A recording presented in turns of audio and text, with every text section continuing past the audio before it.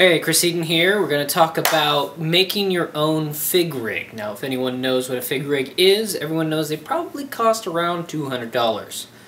Or, spend about half an hour finagling, you can get anywhere between $10 and $15 to make one yourself. What you will need for it, though.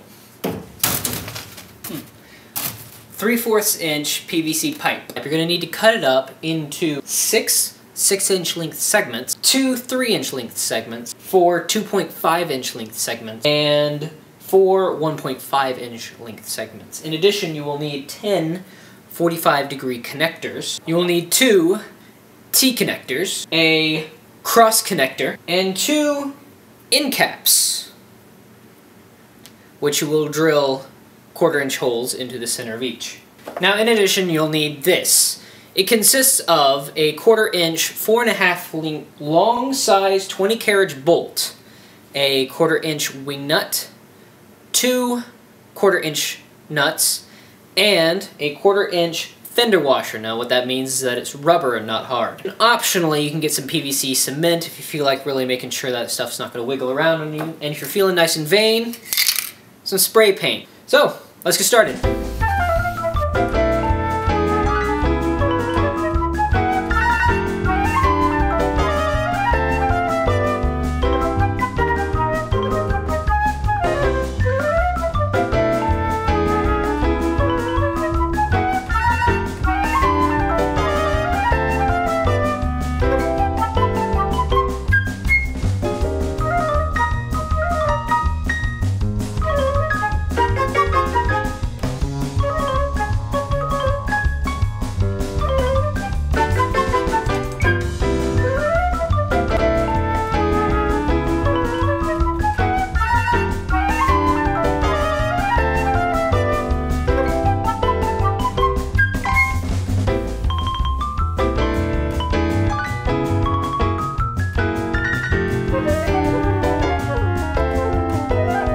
Okay, so I've cut up the PVC into the 6 inches, the 2 3 inches, the 4 2.5 inches, and the 4 1.5 inches. Now, I went ahead and grabbed a file, and because you get a lot of white stuff, as you can see from here, and probably on my hands too.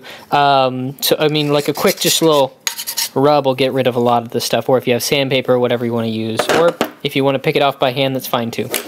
Alright, we're going to go ahead and assemble the main body now. Alright, so let's start by attaching 5 6-inch pieces together with 45-degree connectors. This is going to be your top and sides. Stick a 45-degree connector at each end of this assembly. So you'll then attach the 2.5-inch pieces to the straight line of the T-connector, and then connect it to the assembly.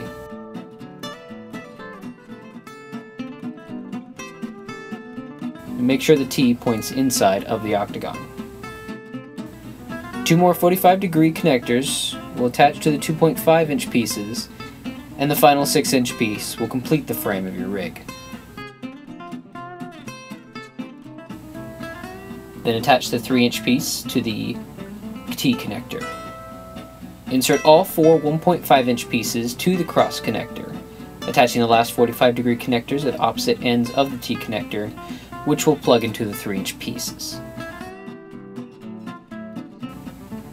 Go ahead and place it on the floor to ensure the connections are all flat. And you have your assembly.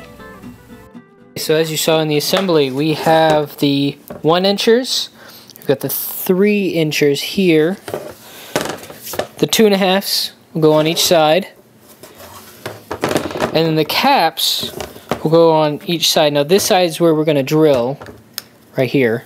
So let's go ahead and put this cap on. It's as simple as popping that in. Now, as you saw earlier, you might have to stomp down in order to get everything leveled out.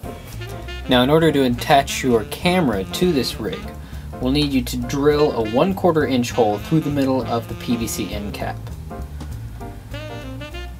After you've got that, just sand it down a little to get all the rest of the flakes off.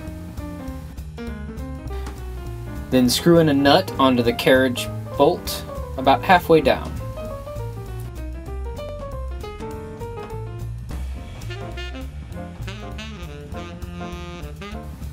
and then thread the bolt through the end cap. On the outer part of the carriage bolt, screw on another nut and tighten it with pliers.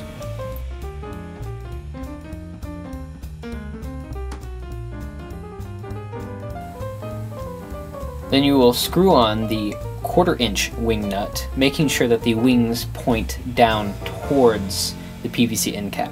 Finally, place the fender washer above the wing nut, and you have your screw assembly.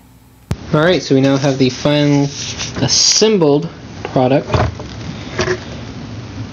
With the camera on, you will simply twist it to get a nice firm resistance. Then you'll finish it up down here. It's nice and tight. You want to use 2 hands for this though. So, and that's what that rubber is going to keep you safe from any cracking. Alright, so final product. Let's take it for a test spin, shall we? Alright, so our first test was at night, using a 50mm lens with 1.8 f-stop. Now, as you might imagine, that made the focal length rather shallow. And I did not have autofocus on, so I had to keep a very specific distance from my subject, while at the same time not being able to see much. This was not only a test of the rig, but also the lenses and capability to see how much light we could suck in on it. Now, what you'll notice is when there's little movement, it's very smooth. But anytime there's any running, especially in snow like this, it's still going to be pretty shaky. And then the second test we did during daylight. As you can see, it's not near as shaky. So in here we're using a 28mm lens.